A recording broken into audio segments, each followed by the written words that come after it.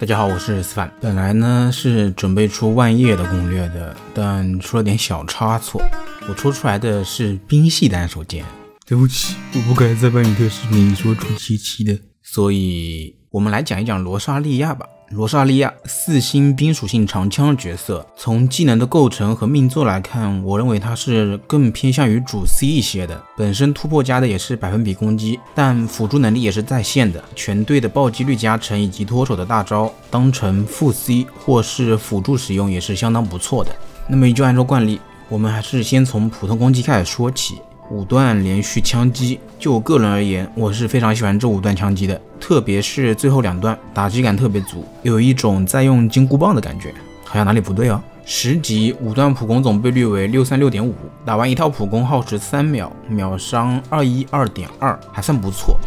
作为一个4星来说，我觉得是合格的。而且罗莎莉亚相比其他角色有一个比较突出的地方，不是屁股，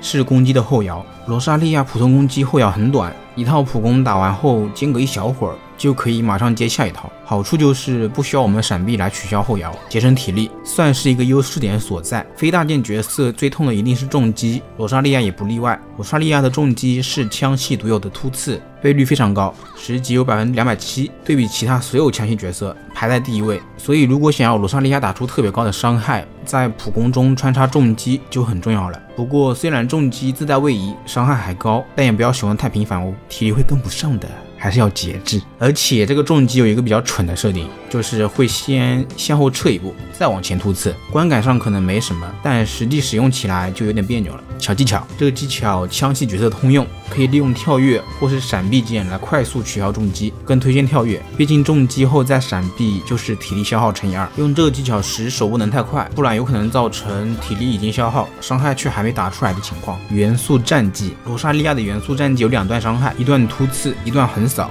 均是冰伤，且都是弱冰附着，同时会有一段位移。当罗莎莉亚离敌人较远时，会快速移动到敌人的脸上，如果离敌人距离比较近，则会快速移动到敌人的身后，此时会触发会有天护4的效果。战技伤害打到敌人背部时，会提高自身 12% 的暴击率，持续5秒。这里需要特别注意一点，那就是快速移动这个字眼，这说明罗莎莉亚的元素战技并不是瞬移，而是移动。所以当前方有障碍物时，我们是不能通过元素战技移动到障碍物后边的。是不是想到了某位5星女雷系单手剑的战绩？不过这次文案学聪明了，写的是快速移动。此外还有一点需要特别注意，这点在技能描述中也有提到，战绩的快速移动是不能移动到大型敌人的背后的。什么是大型敌人？我做了几个实验，首先像是古岩龙蜥、惹驼龙王这种巨型生物肯定是不行的，大型敌人的攻击目标很难锁定，这是原因之一。然后小宝也是不行的，这让我有点意外。古岩龙蜥感觉比小宝胖一些，到意外的是可行的。丘丘人岩盔王也是可行的，不过举盾的大丘丘人是不行的，把盾牌打掉了则可以。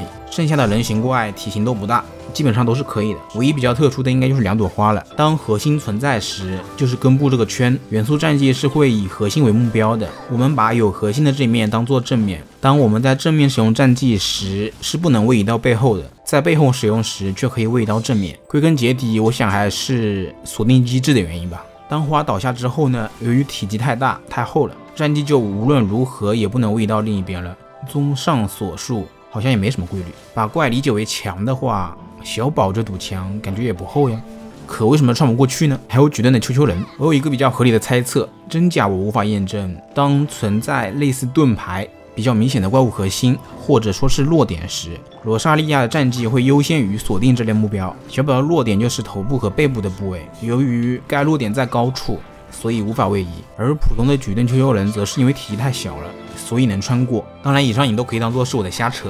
因为我自己也没把握，但和锁定机制有关这点我觉得完全没有问题。元素爆发，罗莎莉亚的核心技能，起手有2段冰伤，接着罗莎莉亚会用大长腿把冰枪插入地面，冰枪差不多每2秒会释放出一股寒气，造成冰元素范围伤害，范围的大小是有显示出来的，就是这个圈的大小。冰枪会在场上存在8秒，也就是说一共有4段冰伤。假如你是2命罗莎莉亚的话，冰枪的存在时间会延长4秒，也就是一共12秒，6段冰伤。公开倍率的话其实还挺高的，10级每段倍率为238，而且还是脱手机，配合其他角色打反应也很不错。不过问题也同样存在，首先范围不是很大，而且频率较低，2秒一次的弱冰附着肯定不适合给火 C 打辅助，谁给谁打工一目了然。比较合适的应该只有冰雷物理 C 以及永动队了，像是雷泽、优拉、公子、莫娜、甘雨以及罗莎莉亚自身来说都还挺不错的，配合上固有天赋5，罗莎莉亚开大后是会为全队的角色提高暴击率的，持续10秒。这个暴击率的提升是基于自身暴击率的15%，上限15%。也就是说，假如你的罗莎莉亚有100%的暴击率，那么就能给其他角色提供15%的暴击率，15%的暴击率，它不香吗？目前的角色中，除了岩主的大招能提供10%暴击率之外，罗莎莉亚应该是唯一的暴击拐了。如果你想把罗莎莉亚当成一个增加队伍暴击率的辅助来使用的话，那暴击率的堆叠就至关重要了，最好达到88%的暴击率，这样配合战绩加的12%暴击率就满爆了。不过关于这个大招的暴击率加成，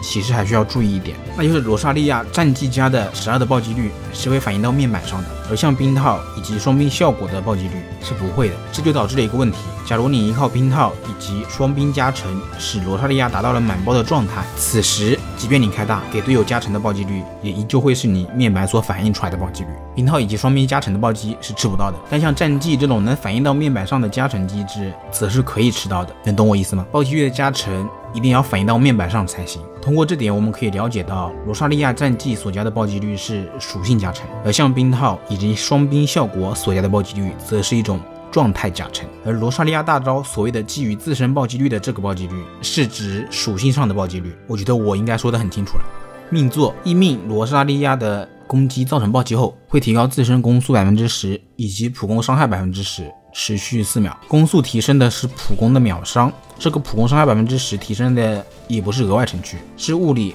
或是元素城区加算的。虽然10%看着感觉一般般，但其实也还行。2命延长大招4秒，单看2命提升感觉一般，但和其他命座结合起来就感觉比较可观了。4命元素战绩造成暴击时，后卫自己恢复5点元素能量，每次至多触发1次，也就是说，就算元素战绩的2段伤害都暴击了，那也只能恢复5点元素能量。罗莎莉亚大招是60点能量，战绩固定给的是3颗元素威力，元素威力和能量还是有区别的，一颗同种属性的元素威力能回3点能量，3颗就是9点能量。一般来说，像命座恢复的这5点都是不吃元素充能效果的，罗莎莉亚的也不例外，但是实打实的5点加成，也许原本需要3次充能才能回满大招，现在只需要2次就可以了，缩短了1次，那就是质的飞跃。但如果达不到缩短次数的效果，那就没什么卵用了。但这点是可以通过调整你元素充能效率来变相解决的，所以我认为无论是对主 C 还是辅助罗莎莉亚来说，这都是效果很不错的一个命座。6命大招的攻击会使敌人的物理抗性降低20%，持续10秒。首先这个物理抗性降低的效果肯定是不能叠加的，能叠加罗莎莉亚早就被锤上天了。其次，每受到1次大招攻击，敌人身上的抗性降低的效果就会刷新为10秒，此时2命的作用就被放大了，原本8秒大招至多18秒的物理抗性降低就变成了22秒的物理抗性降低。综上所述，如果是为了把罗莎莉亚当主 C 养的，那么命座我觉得还是很重要的，如果是当辅助养的话，我觉得0命足矣。辅助的好处是可以解放圣遗物词条限制，带充能沙漏补足大招循环。除了6命的减物抗，0命的罗莎莉亚已经解锁了绝大部分的辅助能力。6命确实很香，但你需要前5命去积累，没必要强求，随缘就好。4星角色慢慢来，总会有的。武器选择分为2条路线，当主 C 养的5星那就护魔和普渊，4星那就流月针、龙脊长枪、决斗枪。当辅助养的5星和普渊、天空之戟，4星决斗枪、先锋长枪。罗莎莉亚作为辅助是非常需要暴击率的，决斗枪加36.8的暴击率，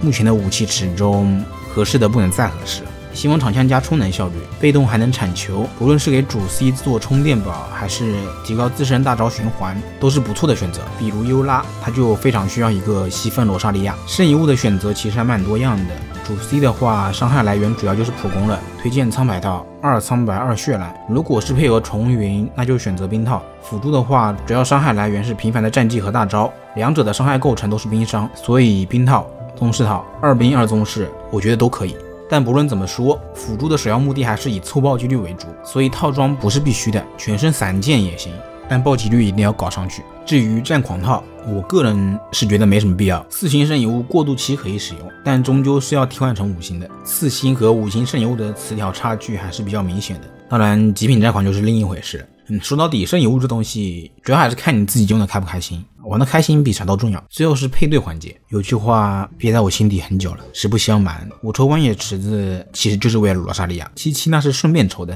啊，还是new。不过还是亏了，88下去就出了2个，好在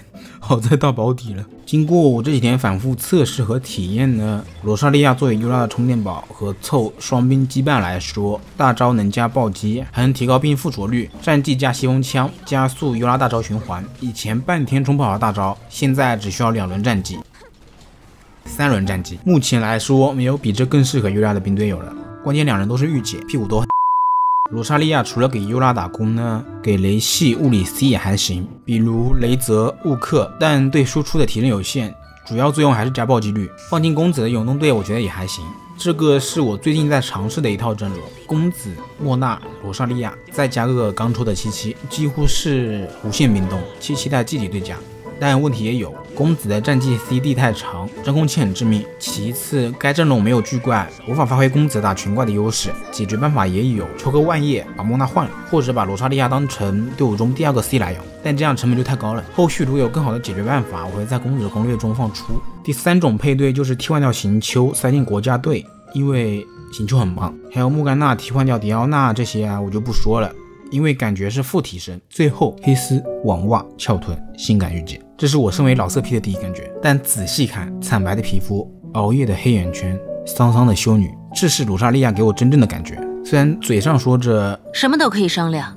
除了加班，但从她那黑眼圈里其实也都看得出来，没少熬夜。固有天赋6也是，在夜间18时至60会提高角色移动速度10%，就像其没日没夜在骑士团工作，迪卢克在暗中与深渊教团做斗争一样。罗莎莉亚也在用自己的方式守护着门德禅。相比修女这份工作，我想她一定更喜欢当个蝙蝠侠。完了，这就是本期攻略的全部内容了。如果你觉得这篇攻略有帮助到你，请点赞3连支持一下UP主，当然关注是最好的了。我是思凡，我们下期再见。